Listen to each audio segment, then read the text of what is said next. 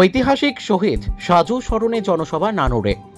বীরভূম জেলায় নানুর থানার অন্তর্গত পাপুরি গ্রামের স্মরণে শহীদ সাজু মঞ্চে স্মরণ সভার আয়োজন করা হয়েছিল। এই স্মরণ সভায় কয়েক হাজার মানুষ একত্রিত হয়েছিলেন পাপুরি হাই মাদ্রাসা প্রাঙ্গণে।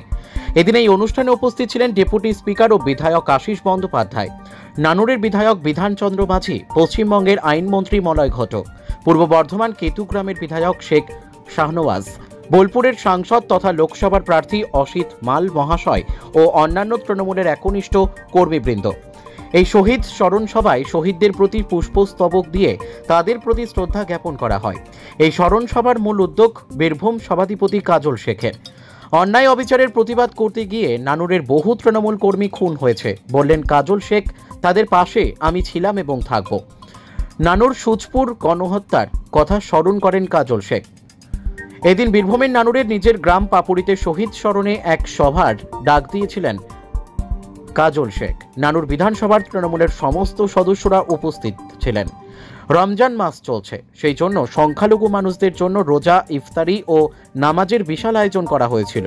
স্বাভাবিকভাবেই অনুষ্ঠানে আসা মানুষজন কাজলের ভূমিকা নিয়ে খুশি ও উচ্ছ্বসিত। হাজার হাজার মানুষ এই শহীদ স্মরণ জনসভায় হাজির হয়েছিলেন। কাজী আমিরুল ইসলামের report, S news Bangla. 28 March আজকের দিনে নিষ্ঠুরভাবে নির্মমভাবে হত্যা করেছে বামফ্রন্টের হারমাদরা। তার স্মৃতিকে রোমন্থন করার জন্য আমার দাদা সহ আরও যারা শহীদ আছে বীরভূম জেলার বুকে, সেই প্রত্যেকটি শহীদের পরিবারকে সমবেদনা জানানোর জন্য এই দিনটা আমরা অনুষ্ঠিত করে থাকি এবং সেটাই আমরা করেছি। যেদিন আমাদের বোলপুরে দলীয় কার্যালয়ে কোর কমিটি মিটিং ছিল, সেদিন যারা ওখানে উপস্থিত ছিলেন তাদের সকলকে আমি আমন্ত্রণ জানিয়েছিলাম। সেই আমন্ত্রণে আমাদের রাজ্যের ডেপুটি স্পিকার আশিস ব্যানার্জি এসেছেন, আমরা দেখেছেন। বাকিদেরও আমন্ত্রণ জানানো হয়েছিল। রানাদা একটা মেসেজ পাঠিয়েছে এবং সেই মেসেজটা পড়েও শোনানো হয়েছে যে তিনি কাজের সূত্রে রাজ্যের বাইরে আছেন, সেই জন্য আসতে পারেননি। বাকিদেরও আমাদের কোর কমিটি আহ্বায়ক বিকাশ রায়চৌধুরীর মাধ্যমে সকলকে বীরভূম জেলা প্রত্যেকটি বিধায়ককে শুরু করে জেলা কমিটির যারা সদস্য আছে তাদের সকলকে আমন্ত্রণ জানানোর জন্য বলে দিয়েছিলাম। তিনি নিশ্চয়ই আমন্ত্রণ জানিয়েছেন। এবার কে আসেননি, কেন আসেননি, সে বিষয়ে আমার কোনো ভ্রুক্ষেপ নেই, কোনো অভিযোগ নেই। আমাদের রাজ্য স্তর থেকে যাকে পাঠানো হয়েছে, আমাদের রাজ্যের মন্ত্রী মাননীয় মলয় ঘটক মহাশয় প্রধান বক্তা হিসাবে তিনি উপস্থিত ছিলেন। রাজ্যের আরও এক মন্ত্রী এখানে এসেছিলেন এবং ডেপুটি স্পিকার থেকে শুরু করে বীরভূম জেলার সকল কর্মাধ্যক্ষ থেকে শুরু করে সকল জেলা পরিষদের মেম্বার এবং অনেক ব্লক পরিষদ থেকে উপস্থিত ছিলেন। তো যারা শহীদদেরকে ভালোবাসে, যারা মনে রেখেছে শহীদদেরকে, যে রক্তপিচ্ছিল পথ অতিক্রম করে আমরা এসেছি, যারা ভুলে গেছে তারা আসেনি, তাদের আসা না আসাটা আমাদের কাছে কোনো ফ্যাক্টর নয়। আমরা শহীদ পরিবারের সন্তান, আমরা মমতা বন্দ্যোপাধ্যায়, অভিষেক বন্দ্যোপাধ্যায় চলার পথকে অনুসরণ করে চলছি, আগামী দিনেও চলবে। তরমুজ তাদেরকে বললাম 19-এর নির্বাচন, 21-এর নির্বাচন, 23-এর নির্বাচন, 24-এর নির্বাচনে যারা পাঁচিয়ে চেপে বসেছিল, যারা ভাবছিল তৃণমূল কংগ্রেস দলটা আসবে কি আসবে না, তাদের ওপরটা তৃণমূলের মতো ছিল, ভিতরটা তাদের সবুজ ছিল না, তাদের লাল ছিল, গেরুয়া ছিল, তাদেরকে বলেছি।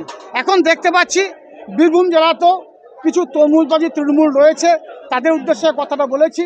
কারণ আমরা দেখতে পাচ্ছি বীরভূম জেলার বিভিন্ন ব্লকে যে একটা ঝামেলা লাগানোর চেষ্টা করছে নিজেদের মধ্যে, সেই জন্য সে তৃণমূলদের আমি আজকে মঞ্চ থেকে সাবধান করতে চাইছি যে আমরা লড়াই করে সংগ্রাম করে দলটা এনেছি রক্তের বিনিময়ে, আমরা ভুলে যাইনি বিগত দিনের সেই কথা। তাই যারা আমাদের মমতা বন্দ্যোপাধ্যায়ের দলকে, তৃণমূল কংগ্রেস দলকে কলুষিত করতে চাইছেন, তাদের উদ্দেশ্যে বলতে চাই সহজে ছেড়ে দেবো না। বীরভূম জেলার 11টা যে সিট আছে, 11টা বিধানসভা আছে, 11টা বিধানসভাতে মমতা বন্দ্যোপাধ্যায়, অভিষেক বন্দ্যোপাধ্যায় যাদের মনোনীত করবে তারাই জিতবে।